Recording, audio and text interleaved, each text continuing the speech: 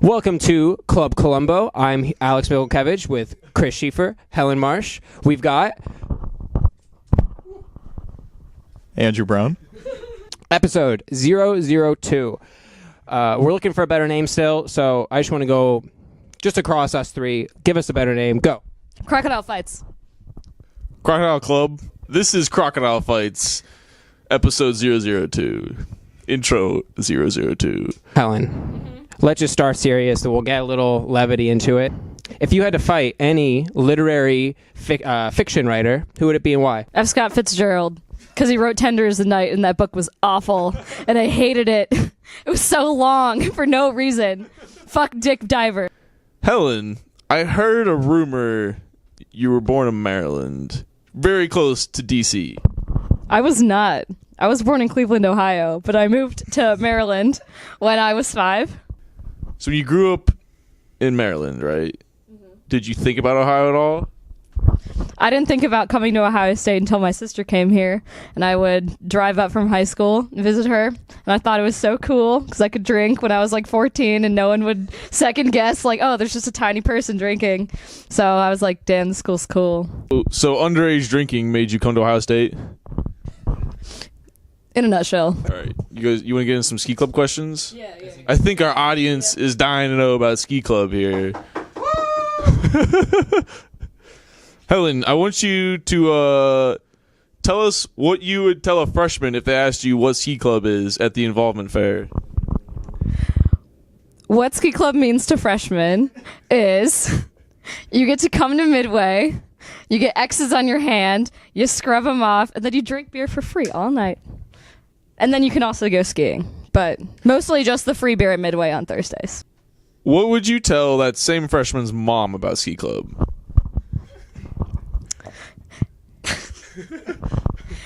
It's an organization composed of lighthearted individuals that value athletic activities like skiing. Yeah, that's it. How can something exist like that? I've wondered this since I've been a member for several years now. How does it logistically operate where the police don't just come in every Thursday and wreck its shit? So I honestly don't know because like they should.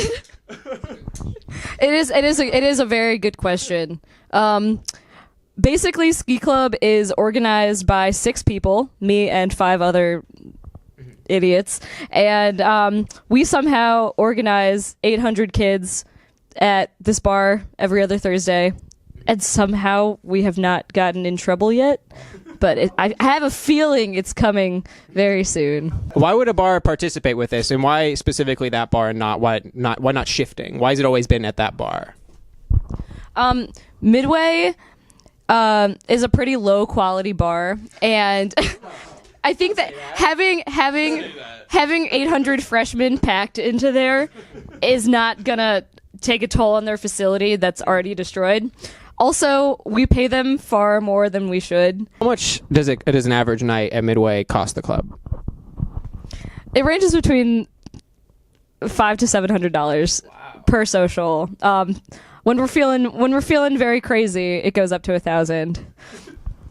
Would you say, in a legal sense, that ski club more closely mirrors a drug cartel or a bowling club? Definitely a bowling club. It's just a bunch of old men just sitting around drinking. I think that's exactly what ski club. Okay. We're not like suave drug dealers or anything. No, we're very I don't know, pudgy. What's the average age of the ski club goer at the average social every Thursday? I would say fresh 21. 21. What is the hardest part of keeping the ski club running? Coping with technological shortcomings, because like our website and our email is always deciding to crap out on us. So it's really hard to communicate with a whole campus of students, not having a very effective website or email like data or like listserv or anything. So I think that we're going to have to start chalking, like putting up more flyers, putting up more stickers, just like old school marketing, because the internet is just doing us dirty. You guys aren't actually a registered Ohio State club, though, right? No, we are not. We were up until 2012, and upon that date, we were busted, and so then we got kicked off campus. Go on to Google, type in OSU Ski Club drug bust, and you will find everything you need to know. But I can't recall everything off the top of my head, but it involves a lot of cocaine. Are you actively trying to get the ski club back on campus? No, we are not. I think we function better as a satellite organization, just like kind of just doing our own thing. I mean, as of right now, it hasn't posed any difficulties. We're tax exempt. We're nonprofit.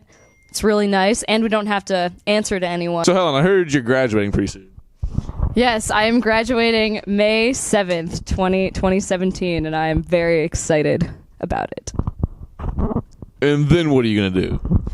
Right now, I am an intern at the Columbus City Courthouse. I don't get paid. So as soon as I graduate, I will start getting an hourly wage. So I'm very excited. I'm going to be working 40 hours a week as an intake officer in the prosecutor's department. And that's what I'm going to be doing all of next year. Taking the LSAT in June and then applying to law schools in the fall. Would you ever prosecute Ski Club if that case came to you? I think that a organization participating in criminal activity at that level, that goes beyond misdemeanor crimes. I deal with misdemeanor crimes, so I wouldn't have to deal with that. Good answer. Hypothetical situation. Your boss, the prosecutor, you see that case on his desk, and you also see a big open ink container. Do you tip over the container of ink, ruining the case? Well, I'm graduating soon, so my hands are going to be clean of Ski Club in a little bit. I think I would go in and talk to him about how Ski Club is not a malicious organization. We're just trying to help freshmen have fun. You know, you make Ski Club friends. I mean, we're all Ski Club, yeah. You make Ski Club buddies. I think that I would explain to my boss that the organization is not like, I don't know, we're not doing anything super wrong. So I was wondering, you lived around D.C. for a while, lots of politics. I'd imagine, it's the politic zone. Maybe you thought that was pretty cool. Do you think living near the politic hotspot influenced you to go to law school? I don't think so. I really don't think so. I was never really involved in any kind of politics, even when I was living around DC. And I'm actually from the suburbs of Maryland, so I was never super immersed in the political culture. But I think that seeing all the politicians walking around and people in their snazzy outfits might have influenced me on some level. I hear that DC is laid out in a way that all the buildings and the highways make a pentagram. Is that true? Yes. Do you feel the energy from that? Because I've seen the pictures and it seems true. Do you feel the energy coming? Because I know it's there. Look, I just want to get serious. I know we're joking around here for a while now. Is it Helen or Ellen? How long have you known me? It's Helen. Helen, like the Keller. Only one N. Only one N. All right. Is it Marsh or Arsh? That's a good question. I've seen it both ways. Marsh I've heard on my birth certificate. I've heard Marsh. Arsh on social media, so my employers can't find me. And Mash when I put my name into people's phones and I'm drunk. Are there any regulars at the office? Oh yeah, we have this one sovereign citizen. It's this woman does not believe in government, so she just commits a lot of crimes, gets arrested, comes in, and then is just really confused about why she's there. She's like, I don't agree with this. We're like, Lotus, you must agree with this. Yes, her name is Lotus, but it's really Mary. Helen, we have brought in a surprise guest here. We've really ambushed you with some secret questionnaire. Go ahead. Why was there a wet spot on the couch at Deep Creek 2013? A lot of tequila and raging teenage hormones. Can you tell us about Thanksgiving 2 years ago? Not hormones this time. Longest I ever got my entire freshman year of college was at home with my family for Thanksgiving. My mom made this beautiful dinner. I was just eating her good ass green beans, and then I drank way too much wine and puked up all of the Thanksgiving dinner that I'd eaten underneath my bed. And my mom came upstairs, was like, "Oh, you're so cute. You puked. Aw, just so cute." And then I hooked up with a girl in my bed that night, and just things just got really weird really fast. How is it? How does it feel to euthanize an animal? Weird. It's a weird concept to take a life, but most of the time, it's justified. Like, they're suffering and they're dying and they're in pain, so it's like you're doing the right thing. So when you like graduate with a veterinary degree, you're like fully trained and everything, right? You know, not right now. I'm sure you're still learning. I'm still learning. You're still learning. When you're like fully trained, you're a veterinarian. Would you feel comfortable operating on a human? Yeah, like I would do that right now. I'd be like, and you were like, do it, and I won't press charges. I would do my best to stitch you up, but like, I can't promise anything.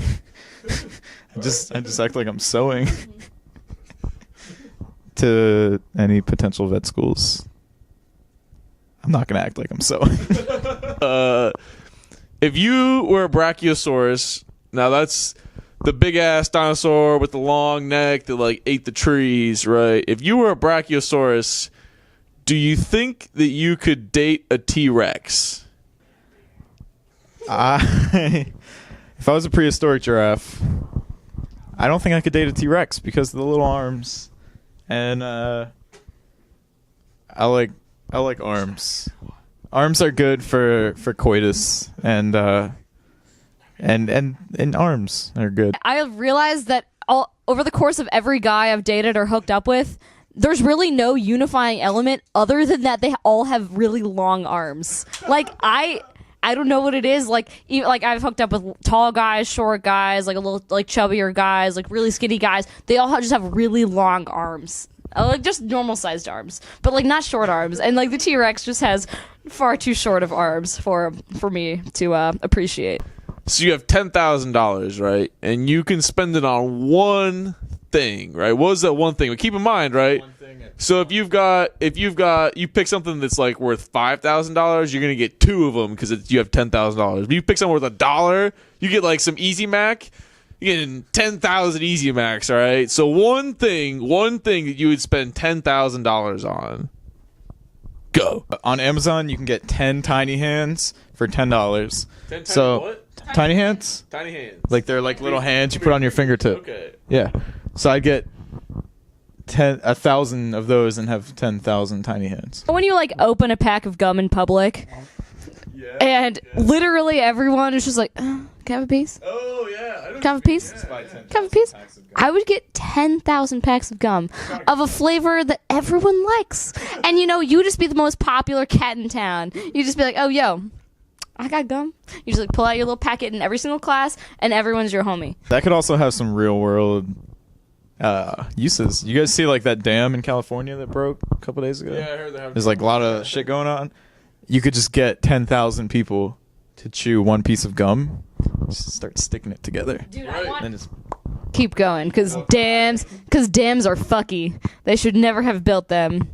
Preserve the environment. Do you consider beaver dams to be part of nature? Yes, they are part of nature. Then why aren't our dams part of nature? I don't know. I dug myself into this hole. I watched a really great, very convincing documentary by Patagonia about why dams are fucky, because like they just flooded these beautiful national parks. Right. It was just very heartbreaking. No comment. Yeah, sit in the middle.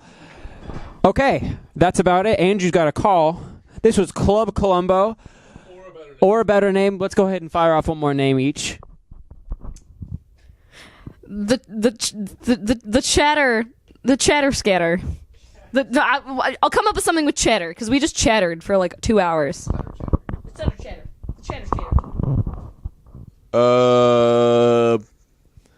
This is the interview show.